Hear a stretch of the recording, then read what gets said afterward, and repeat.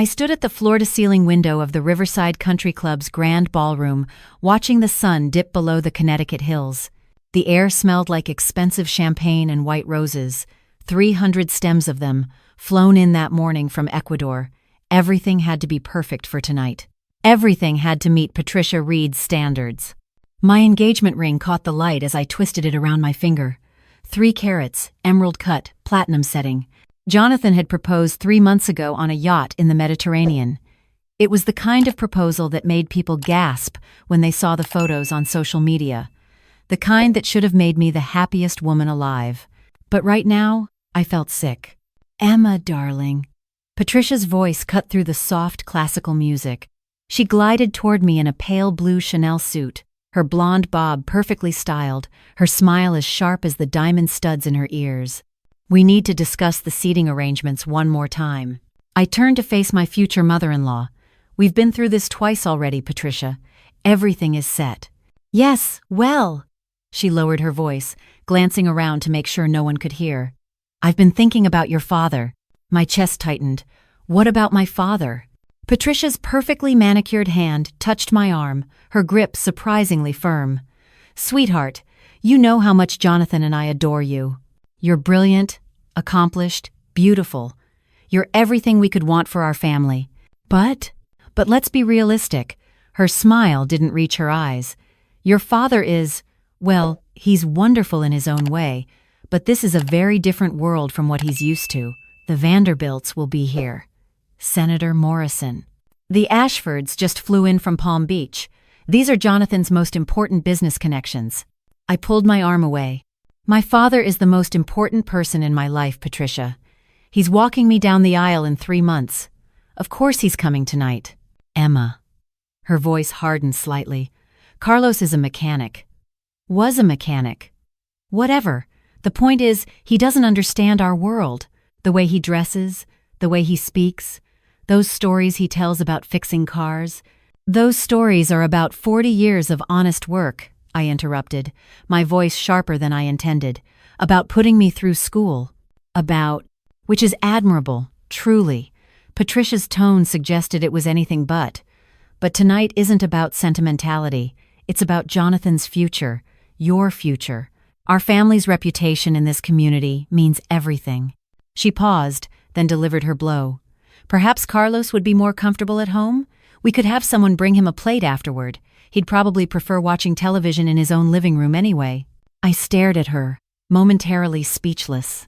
In the 3 years I'd been with Jonathan, Patricia had always been subtly condescending about my background, little comments about my state school education versus Jonathan's Harvard degree, suggestions that I might want to soften my accent, questions about whether my family summered anywhere, asked with feigned innocence, though she knew damn well we'd never even taken a vacation. But this was different. This was her telling me to hide my own father. "He's coming," I said quietly, dangerously. End of discussion. Patricia's jaw tightened. "Jonathan feels the same way I do. We discussed it this morning." "You discussed it? Without me?" "Don't be dramatic, darling. We're trying to protect you. If Carlos embarrasses you in front of these people, you'll never live it down. Trust me, I know how cruel they can be." She leaned in, her perfume overwhelming. "He can barely hold a conversation about anything other than engines. What will the Vanderbilts think when he starts talking about oil changes during cocktail hour?" Before I could respond, Jonathan appeared at my elbow. My fiancé looked perfect as always, navy suit tailored to precision, sandy hair styled just so, that easy smile that had first attracted me. He'd been a junior partner at his father's investment firm when we met at a gallery opening, confident, charming, from a world I'd only seen in movies. "Everything okay, ladies?" He kissed my cheek, his hand possessive on my waist. "Your mother thinks my father shouldn't come tonight." I kept my voice level, though my heart was pounding. Jonathan's smile faltered slightly. We talked about this being low stress. Maybe it would be better if my father, who raised me alone after my mother died, who worked 3 jobs to pay for my architecture degree, doesn't come to celebrate my engagement." My voice rose despite my efforts. "That kind of better?" "Lower your voice." Jonathan glanced around nervously. "People are starting to arrive. We can discuss this later." "No, we're discussing it now." I crossed my arms. Tell me you didn't agree with your mother. He had the grace to look uncomfortable. Look, your dad is great. Really. But Emma, be honest, he's not comfortable at these things. Remember the firm's holiday party? He spent the entire night in the corner, barely spoke to anyone. Don't you think he'd rather be home? He was uncomfortable because your colleagues treated him like he was invisible, I said, my voice shaking now. Because when I introduced him as my father, Richard Ashford asked what he did, and when I said he was a retired mechanic, Richard actually laughed and said, "Oh, you're one of those self-made success stories. How quaint." Richard was drunk. Richard was rude. And you said nothing. You just changed the subject. Jonathan's expression hardened. This was new. We rarely fought, partly because I'd learned over 3 years to smooth things over, to fit myself into his world, to not make waves. But this I couldn't ignore. "Emma, I'm trying to build something here," he said, his voice low and tight. "My father is retiring next year. I'm in line to take over the firm. These relationships matter. Everything we do reflects on the Reed name. Can't you understand that? And what about my name? What about the Martinez name?" Patricia made a small, dismissive sound. "Darling, when you marry Jonathan, you'll be a Reed." That's rather the point. Something cold settled in my stomach. I looked at Jonathan, searching his face for any sign that he disagreed with his mother, that he understood why this was so fundamentally wrong. But he just looked impatient, checking his watch. "The photographer will be here in 20 minutes, he said. "Can we please just get through tonight? We'll talk about this tomorrow." "You're serious?" "It wasn't a question. You actually want me to uninvite my father from my own engagement party." "I'm asking you to be reasonable." Jonathan's tone had an edge now, the one he used with junior associates who weren't performing up to standard. "Your father won't enjoy himself anyway. Save him the discomfort." "How thoughtful of you," I said sarcastically. Patricia's phone buzzed. She glanced at it and smiled. "The Vanderbilts are pulling up. Emma, I need you to greet them with Jonathan. First impressions are everything." She looked at me pointedly. "Please go freshen up your makeup. You look stressed." I excused myself and headed to the ladies' room, my hands trembling. In the mirror, I barely recognized myself. When had I become this person? The one who worried about Patricia's approval, who let Jonathan's business concerns dictate our personal life, who was actually considering, even for a second, asking my father not to come. I pulled out my phone and stared at my father's contact. Carlos Martinez. Dad. The man who'd taught me to change a tire at age 8, who'd stayed up with me through countless nights of studying, making coffee and quizzing me on architectural history, who'd cried with pride at my college graduation in the used suit he'd bought specifically for the occasion. My phone rang. Speak of the devil, it was him. Mija. His warm voice filled my ear, slightly rough from decades of cigarettes he'd finally quit 5 years ago. "I'm running a little late. Couldn't decide between the blue tie or the gray one. What do you think?" The knot in my throat made it hard to speak. "Dad, Hold on. Let me send you pictures." There was shuffling. Then 2 photos came through. My father in his best suit, the same one from my graduation, still fitting him perfectly because he took such good care of his things, holding up 2 ties to his neck. His weathered face was grinning with such genuine excitement. "The blue one matches your eyes," I managed to say. "Blue it is. You know, I've been practicing small talk. Your friend Sophia gave me some tips about what rich folks like to discuss. Apparently, I can't lead with my story about replacing a transmission on a '67 Mustang." He laughed, the sound so familiar and comforting. "I'll be there in 45 minutes. I'm proud of you, Emma. Your mama would be too." "Dad, wait." But he'd already hung up, probably rushing to finish getting ready. I stood there holding my phone, staring at the picture of my father's hopeful face. He'd been practicing conversation topics. He'd asked my friend for advice. He was trying so hard to fit into my new world, to not embarrass me, to be what he thought I needed him to be. And my fiancé wanted to hide him away like a shameful secret. I returned to the ballroom where Jonathan was laughing with a silver-haired couple I recognized as the Vanderbilts. Patricia saw me and waved me over urgently. "The Vanderbilts were just saying how lovely everything looks," Patricia said, her hand proprietarily on my shoulder. "Emma has such wonderful taste. She'll be redecorating Jonathan's their home next month." Oh, how exciting! Mrs. Vanderbilt cooed. Where did you study interior design? Architecture, actually, I said. I'm a senior designer at Morrison and Associates. Architecture, Mr. Vanderbilt boomed. That's quite ambitious for a young lady, though I suppose it's good to have something to occupy yourself before the children come. I felt Jonathan tense beside me, but he smiled. Emma's being modest. She just led the design team for the new Riverside Arts Center. It's stunning. Well, won't that be nice? Mrs. Vanderbilt said in a tone that suggested designing buildings was a cute hobby. Patricia, you must be thrilled. Jonathan's father told us he's taking over the firm next year. Yes, we're very proud, Patricia said. Of course, it's a demanding position. He'll need a strong partner, someone who understands what's expected of her. The emphasis on her wasn't subtle. I was about to respond when I heard a familiar voice at the entrance. Hi there, yes. I'm here for the Reed Martinez engagement party. My heart stopped. My father stood at the check-in table, looking slightly uncertain in his suit, the blue tie I'd chosen standing out against his white shirt. His hands, strong, capable hands scarred from years of working with metal and machinery, clutched a small, wrapped gift. His steel-gray hair was neatly combed back, and he'd shaved so close there was a small nick on his jaw. He looked wonderful. He looked like my dad. And he looked completely out of place among the designer gowns and custom tuxedos. The young woman at the check-in table was looking at a tablet, frowning. I'm sorry, sir, I don't see your name on the list. Oh, well, maybe it's under Martinez? Carlos Martinez? I'm Emma's father. Several nearby guests glanced over at the commotion. I saw Patricia's face drain of color, then flush with anger. Jonathan's hand tightened on my waist, keeping me in place. Stay here, he murmured. I'll handle this.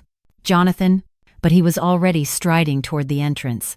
I moved to follow, but Patricia's grip on my arm was surprisingly strong.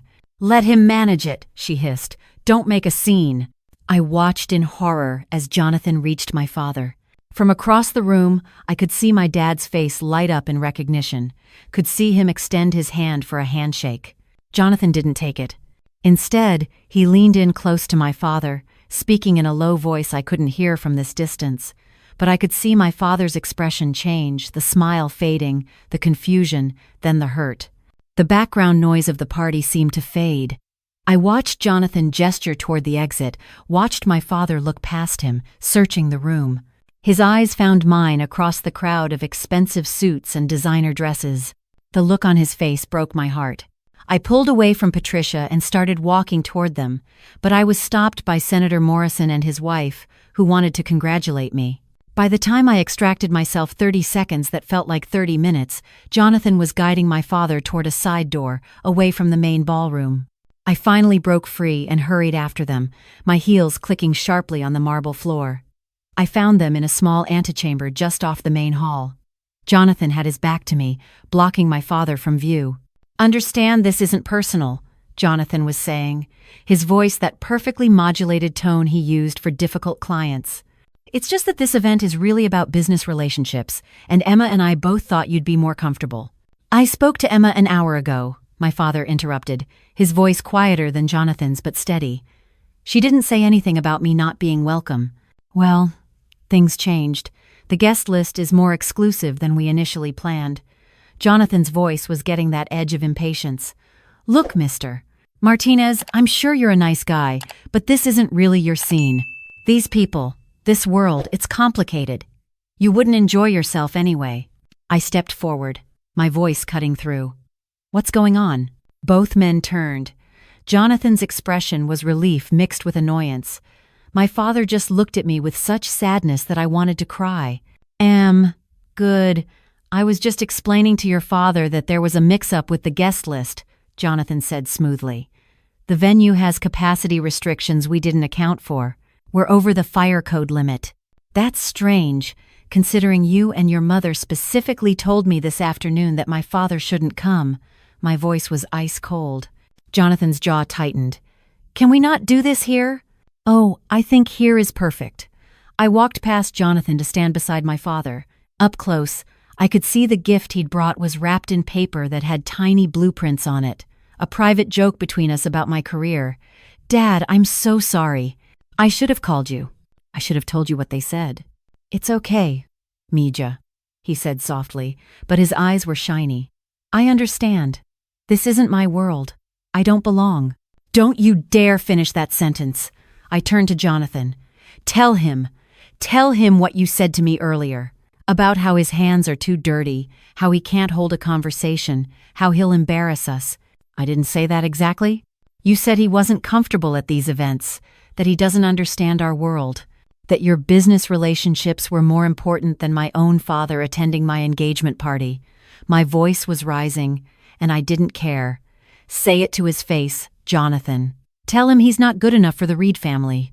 Jonathan's face flushed. You're being dramatic. I'm trying to protect everyone here. Your father doesn't need to be subjected to these people's judgment. I've seen how they are. How they look down on anyone who doesn't. He stopped himself, but the damage was done. Anyone who doesn't what? My father asked quietly. Anyone who works with their hands? Anyone who didn't go to Harvard? Anyone who fixes things instead of just writing checks to replace them? That's not what I meant. But Jonathan's tone suggested it was exactly what he meant. The door to the antechamber opened, and Patricia swept in, her face a mask of fury barely concealed behind social grace. Emma, guests are asking where you are. This is your engagement party. For heaven's sake, why are you hiding back here? Her eyes landed on my father, and her expression soured. Carlos, what a surprise. Mrs. Reed. My father nodded politely. Ever the gentleman. I was just leaving. Don't want to cause any trouble. How thoughtful, Patricia said, her voice dripping with false sweetness. Emma, darling, come along. The photographer is ready for couple shots. I need a minute with my father, I said. We don't have a minute. Our guests are waiting. Patricia's mask slipped slightly. Honestly, this is exactly why we suggested Carlos stay home, always making things complicated. Complicated? I repeated slowly. You know what I mean. This isn't the time or place for family drama. There's a time and place for everything. And right now, you need to be thinking about your future. Your future with Jonathan? With our family? She glanced at my father dismissively. I'm sure Carlos understands. He wants what's best for you, don't you, Carlos? My father looked at me, his eyes so sad but also resigned, like he'd expected this all along, like he'd always known that one day I'd choose this glittering world over him. And something inside me just snapped. You're right, Patricia, I said quietly. There is a time and place for everything. I reached down and twisted the engagement ring off my finger. The 3-carat diamond caught the light one last time as I held it up. Emma, what are you doing? Jonathan's voice went sharp with alarm. I looked at the ring, at the symbol of everything this world represented. Then I looked at my father, at his scarred hands that had built me a treehouse when I was 7, that had held me when my mother died, that had worked themselves raw to give me every opportunity he never had. I'm choosing the man who's always chosen me, I said, and I dropped the ring. It hit the marble floor with a sharp plink, bounced once, twice, then skittered under a decorative table. Patricia actually gasped. Jonathan stared at me like I'd lost my mind. Maybe I had. Or maybe I'd finally found it. Emma, you're upset, Jonathan said, his tone shifting to that placating voice he used to de-escalate situations. I understand, but let's not be hasty. We can work this out. Your father can stay if it means that much to you. Right, Mom? Patricia's mouth was opening and closing like a fish. See? Problem solved, Jonathan continued, reaching for my hand. Now let's go find that ring and get back to the party. Everyone's wondering where we are. I pulled my hand away. You don't get it, do you? This isn't about whether my father stays at the party. This is about the fact that you even thought it was appropriate to ask him to leave. That your first instinct was to hide him away like something shameful. I was trying to protect you, Jonathan insisted. These people, they can be cruel. I've seen it. They'll judge you based on where you come from, who your family is. I was trying to spare you that. By being cruel yourself? By judging my father the way you claim others would? I shook my head. You know what's funny, Jonathan? In 3 years together, you've never once asked my father about his life. About what it was like immigrating here from Mexico at age 16. About building a business from nothing. About raising a daughter alone while working 60-hour weeks. You see mechanic and think you know everything about him. That's not fair, Jonathan said, but he couldn't meet my eyes. What's not fair is you treating my father like he's beneath you. What's not fair is expecting me to marry into a family that thinks money and breeding matter more than character. I took my father's arm. Dad, let's go. Emma, wait. Patricia's voice was sharp now, all pretense of sweetness gone. If you walk out that door, don't expect to come back. Jonathan is offering you everything: security, status, a life most women would kill for. You throw that away over some misguided sense of loyalty to someone who doesn't even belong in your world anymore. I stopped, turned slowly. Doesn't belong in my world? Let me tell you something, Patricia. My father taught me about integrity, about working hard, about treating people with respect regardless of their bank account. You could learn something from him. I hardly think I need life lessons from a mechanic, Patricia sneered, her true colors finally showing completely. Then you're even more foolish than I thought. I looked at Jonathan one last time. I thought I loved you. I thought this was what I wanted. But I realize now I was in love with the idea of fitting in, of being accepted by your world. I changed myself to match your expectations, to earn your mother's approval, and you let me. You never once said, "Emma, you're perfect as you are." You never defended me or my family. You just wanted me to fit into the mold. That's not true, Jonathan protested weakly. Isn't it? Tell me honestly, were you proud to introduce me to your friends? Or were you constantly worried I'd do or say something that would embarrass you? His silence was answer enough. That's what I thought. I squeezed my father's arm. Come on, Dad, let's get out of here. We walked together through the side exit, leaving behind the party, the Vanderbilts, the whole glittering scene. As we pushed through the door into the cool October evening, I heard Patricia's voice rising behind us, probably already doing damage control with the guests. My father and I walked in silence to the parking lot. When we reached his old pickup truck, a restored 1985 Ford he'd rebuilt himself, which ran better than most new cars, he finally spoke. Mija, what did you just do? Something I should have done a long time ago. I leaned against the truck, suddenly exhausted. I'm sorry, Dad. I'm so sorry I let them treat you that way. I'm sorry I even considered asking you not to come. He pulled me into a hug, and I couldn't hold back the tears anymore. Hey, you didn't do anything wrong. You were trying to make everyone happy. But I wasn't making you happy. Or myself happy. Are you sure about this? He pulled back, looking at me seriously. That's a big life you're giving up in there. That boy has money, connections, all the things I could never give you. You gave me something better. You gave me a foundation, values, yourself. I wiped my eyes, smearing my carefully applied makeup. Money and connections don't mean anything if you have to compromise who you are to get them. He smiled then, that warm, proud smile I'd been seeing my whole life. Your mother would be proud of you. I know I am. He paused, then chuckled, though she probably wouldn't have waited 3 years to tell him off. She would have done it on the first date. I laughed through my tears. Yeah, she would have. Come on, he said, opening the passenger door. Let's go get pizza. Real pizza, not that fancy stuff with arugula and truffle oil. And you can tell me all about what you're going to do next. I don't know what I'm going to do next, I admitted, climbing into the truck. Well, that's okay. Life's better when you don't have everything planned out anyway. He started the engine, and the truck purred to life. But I have a feeling you're going to be just fine, Mija. Better than fine. As we pulled out of the country club parking lot, away from the life I'd been building with Jonathan, I felt lighter than I had in years. Scared, yes.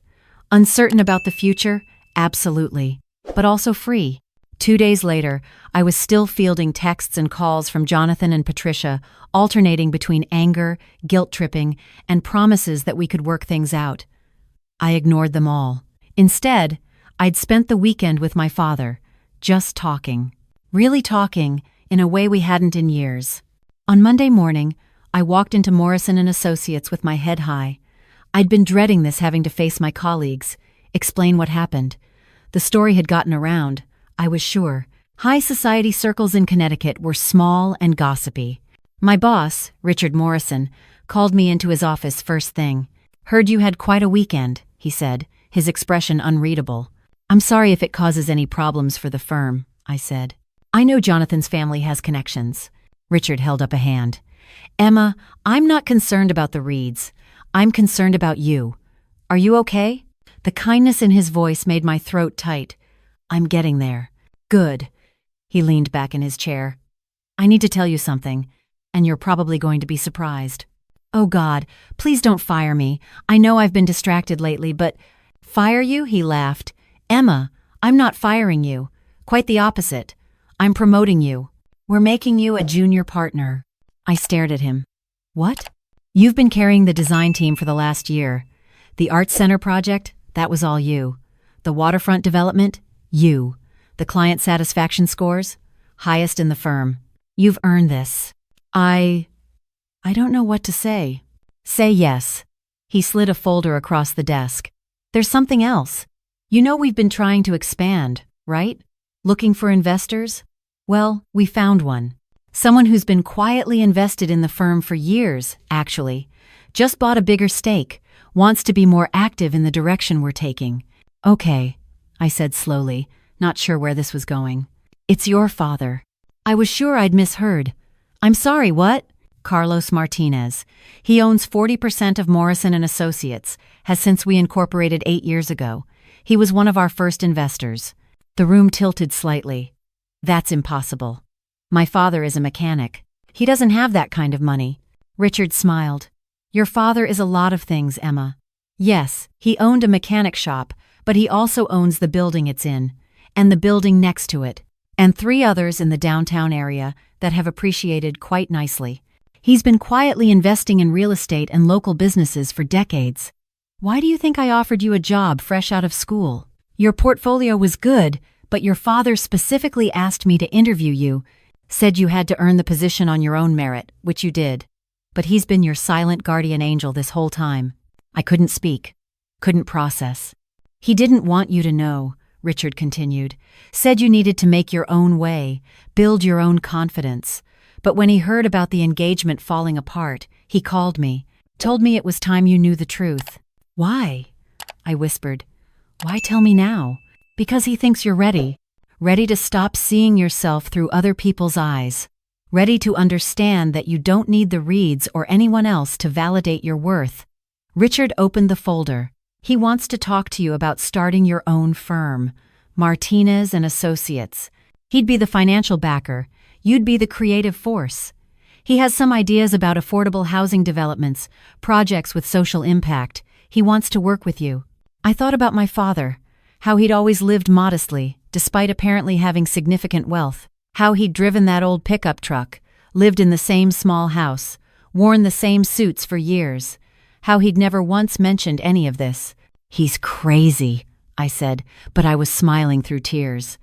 He's smart, Richard corrected. He knew if you knew about the money, you'd doubt yourself. You'd wonder if you'd earned anything. This way, everything you've accomplished is purely yours. I left Richard's office in a daze and drove straight to my father's house. He was in the garage, as usual, working on someone's car. When he saw me, he straightened up, wiping his hands on a rag. Richard talked to you, he said. It wasn't a question. Why didn't you tell me? He shrugged. Would it have changed anything? Dad, you let Jonathan and Patricia treat you like you were nobody. You let them think. I let them show their true colors, he interrupted. If I'd shown up in a designer suit, driving a luxury car, bragging about my investments, what would you have learned?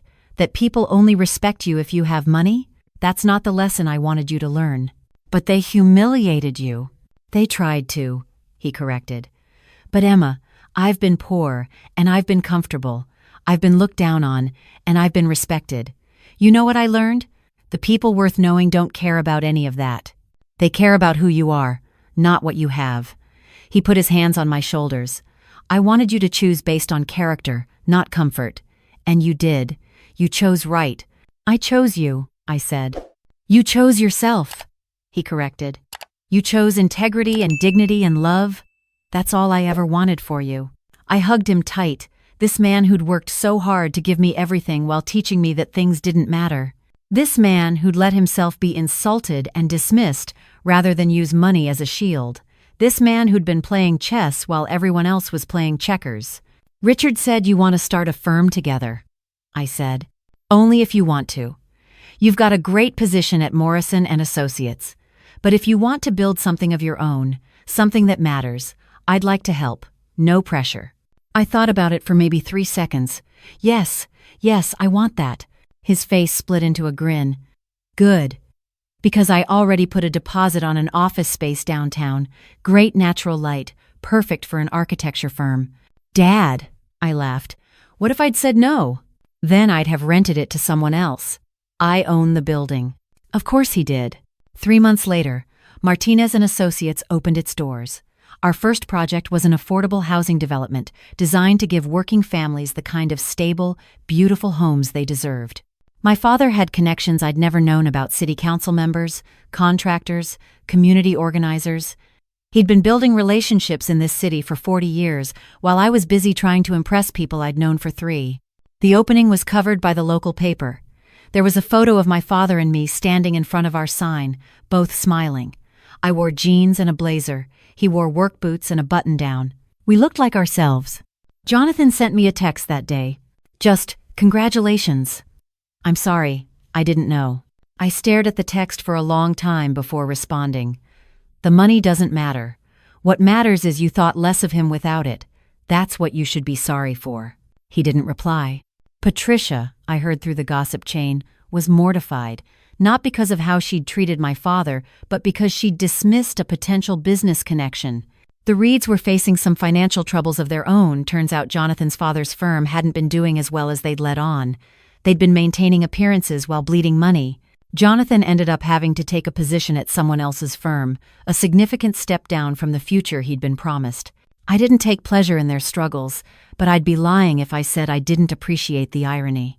I ran into Jonathan one day, about 6 months later, at a coffee shop downtown. He looked tired, less polished than I remembered. His suit was nice but not custom. He was alone. "Emma," he said, surprise and something like longing in his voice. "Jonathan." I nodded politely. "You look good." "Happy." "I am." He glanced out the window at my father's pickup truck parked outside. I was an idiot. "Yes, you were." "I mean it. I let my mother's prejudices become mine. I was so worried about what everyone thought, about maintaining this image, that I lost sight of what actually mattered." He looked at me earnestly. "I miss you." "I don't miss you," I said, not unkindly. "I miss who I thought you were. But that person didn't really exist, did he? Maybe he could. Maybe I could change." I thought about that. Maybe he could. People do change. But that wasn't my problem anymore. "I hope you figure out what actually matters to you, Jonathan. I really do. But it won't be with me." I left him there with his expensive coffee and his regrets. That evening, my father and I sat on his back porch, drinking beer and watching the sunset. It was our new tradition, ending the workday together, talking about projects and plans and anything else that came to mind. "Jonathan stopped by my office today," he said casually. "He did? Wanted to apologize. Asked if I could put in a good word with some of my connections." He shook his head, amused. I told him I'd think about it. "Dad, you don't have to." "I know. But your mama always said the best revenge is living well and being the bigger person. Besides, the boy's not evil, just raised wrong. Maybe some honest work with honest people will teach him something." That was my father. After everything, still willing to see the good in people, still willing to help. "You're too kind," I said. "Nah, I'm just old enough to know that holding grudges is exhausting." He clinked his beer bottle against mine. "Plus, it'll drive Patricia crazy if I help him, and she has to be grateful to a mechanic." I laughed. "That's a little petty, Dad." "I'm old. I'm allowed to be a little petty." He winked. We sat in comfortable silence, watching the sky turn pink and orange. This, I thought, was wealth. Not the country clubs or designer clothes or guest lists. This sitting with someone who loved you unconditionally, who'd sacrifice anything for you, who saw your worth even when you couldn't see it yourself. "Thank you," I said quietly. "For what?" "For letting me figure it out on my own. For not rescuing me. For believing I would choose right." "Always," he said simply. "You're my daughter. I never doubted you for a second." And that, right there, was worth more than 3 carats of diamonds, more than any Reed family connection, more than all the country clubs in Connecticut. That was real wealth, and I was the richest woman in the world.